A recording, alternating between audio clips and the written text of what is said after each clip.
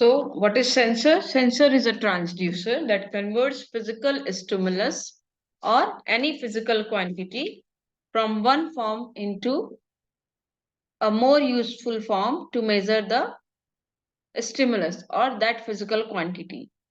So basically, here you can see there are four examples of physical variable that can be measured.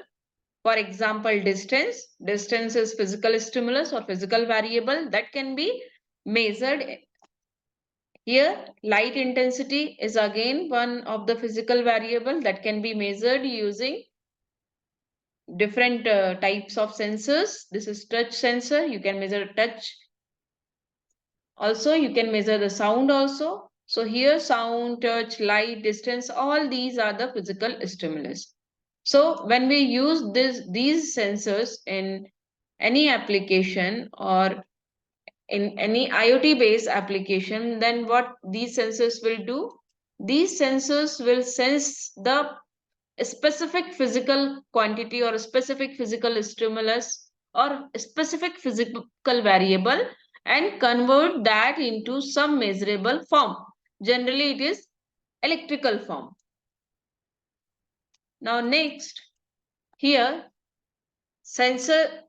Now you understood that sensor is a device which convert physical input quantity into the electrical quantity or some any other measurable quantity. Now there are different types of application, different types of sensors available to us. Now how we will classify those sensors? So sensors are classified into different type on the basis of different criteria.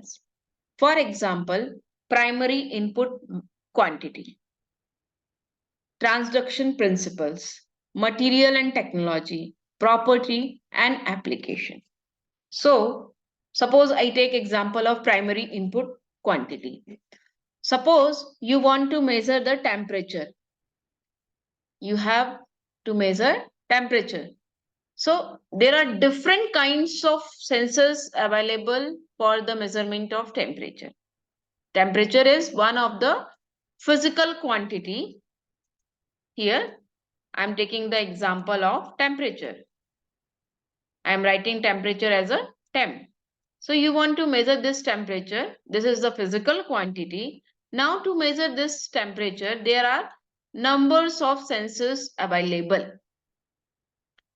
So how you will classify all these sensors? You put all these sensors into one category, that is temperature sensors. Like this, there are pressure sensors which measure pressure. There are flow sensors which measure flow. So here you have a what you are noticing that here the quantity which is going to be measured, on the basis of that you are dividing you are categorizing the sensors. For example, temperature sensors, flow sensors, pressure sensors. So these are the different these are the ways or these are the different types of sensors that are categorized on the basis of this primary input quantity. Now, next is transduction principle. So, for the conversion, what is the principle behind the conversion? I have told you that sensor convert the physical quantity into electrical quantity or some other quantity. So for the conversion, which principle that it is using? So on the basis of transduction principle, that is second type of categorization.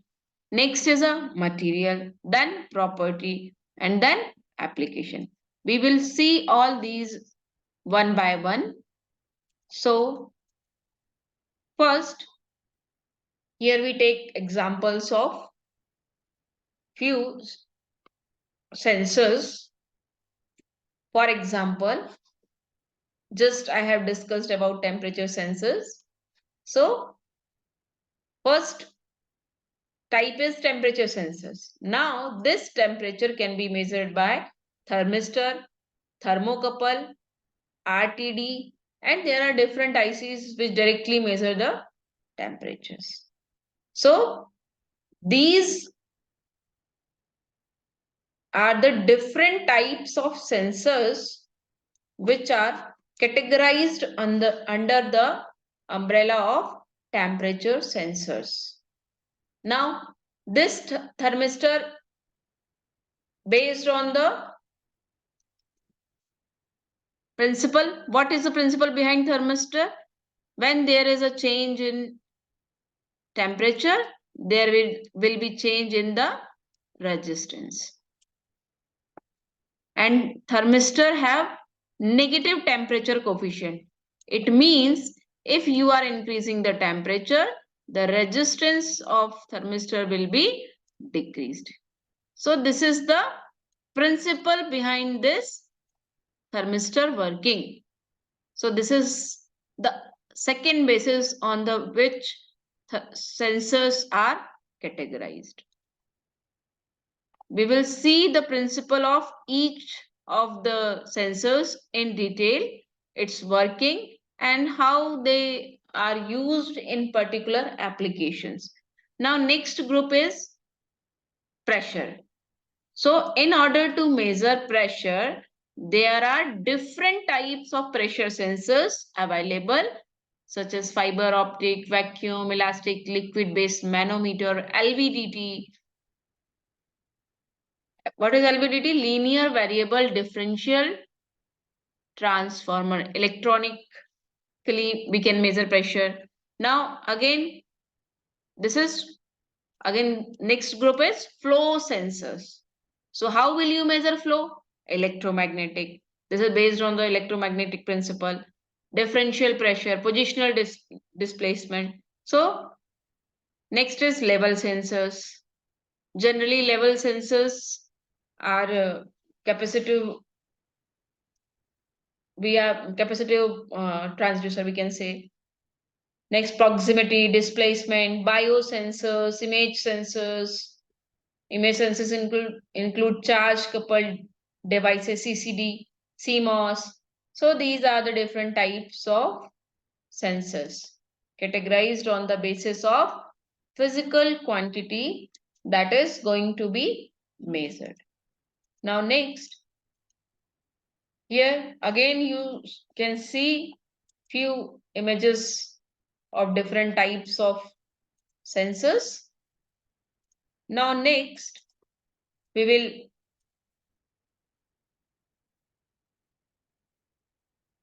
here you can see few demo.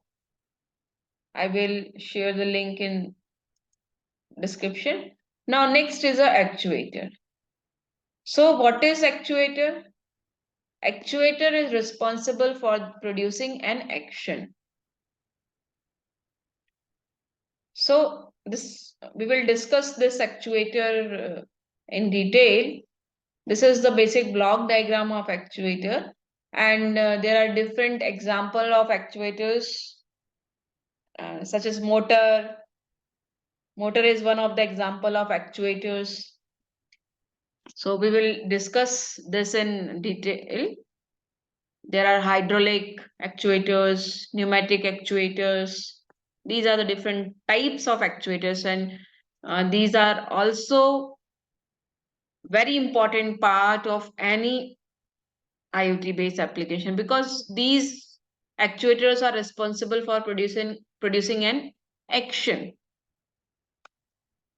Suppose you are designing one robot, that robot, line follower robot, that robot will sense the distance from any obstacle, and when there is any obstacle, that robot will turn right or left. So sensing of distance is done by sensors, but and but the action, that is robot is turned towards left, so the action For action, there is one component that is actuator. For action, actuators are responsible. So here motors, motor drivers, all these are the components which are responsible for the actions. So we will discuss this in detail. Thank you and have a nice day ahead.